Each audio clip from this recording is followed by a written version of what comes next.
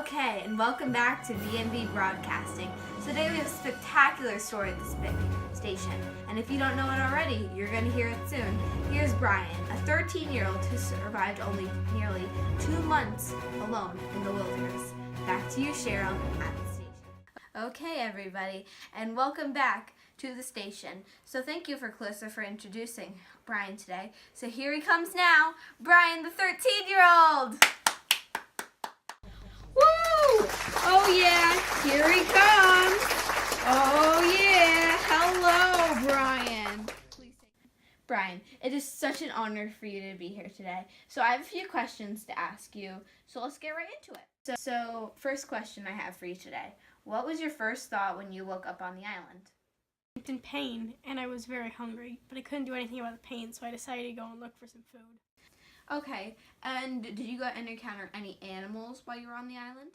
I encountered some harmless ones like a bear and a wolf, but I also had this moose which attacked me, and then a tornado came, which was great. I am very sorry to hear that, Brian, but you did have some good encounters on the island, didn't you? Like the survival pack you found. What did you like and didn't you like when you found that? Well, I did find some food and a transmitter, which I thought were pretty helpful. I found some pots and pans, which I didn't know what to do with, but I also found a gun, which I didn't want to shoot myself today, so I didn't. Okay, Brian, thank you so much for coming. That concludes our interview, and I'll see you again sometime. Goodbye. So we still have some time left, so we're going to invite some more people and interview them that were related to this incident. And now, here comes Brian's mother, ready to be interviewed. Woo! Okay, Brian's mother. So today I'm here to ask you a few questions also about your side of what you were thinking about this incident happening. Okay, my first question is, what were your thoughts when you found out that Brian's plane never landed? Well, I was very devastated. I prayed with my lucky potato every single night that he would be found. A mother should never have to go through that. But I have another question here for you today. Why did you give Brian that hatchet? Well, my ex-husband isn't the safest person, so I gave it to Brian for some self-defense. Interesting. Well, I have a final question for you today. What was your thoughts when you found out Brian was found? Well, let me just show you. Potato! Here we go!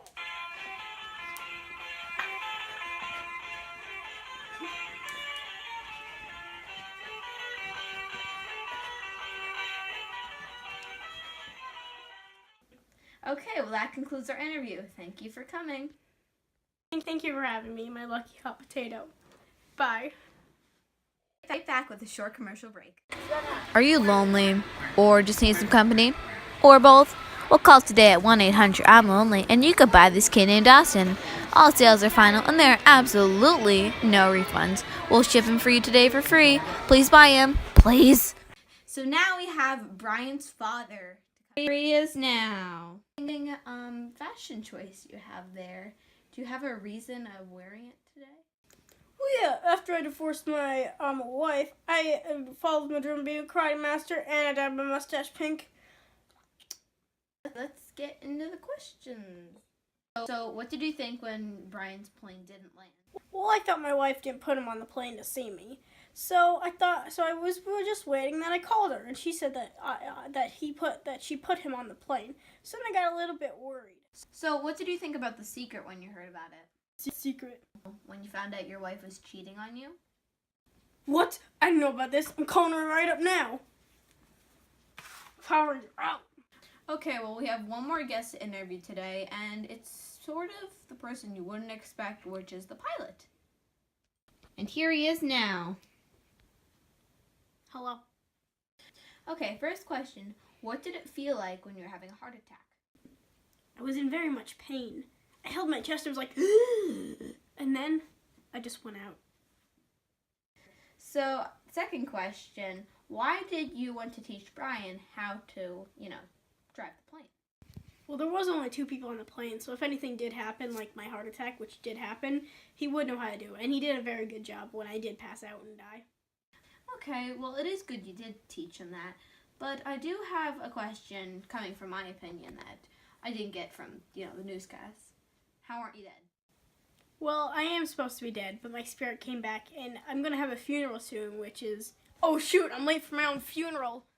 Okay, that concludes today's interviews, but now we have Clarissa with today's sponsor. Okay, everyone, so today's sponsor is Mickey Pineapples. It's a store that only sells pineapples, also has a drive-thru. So if you want a pineapple, stop there. As you can see, they brought us one today, and it looks and tastes just like a normal pineapple, but there's a $50 charge because it's sold at Mickey Pineapple.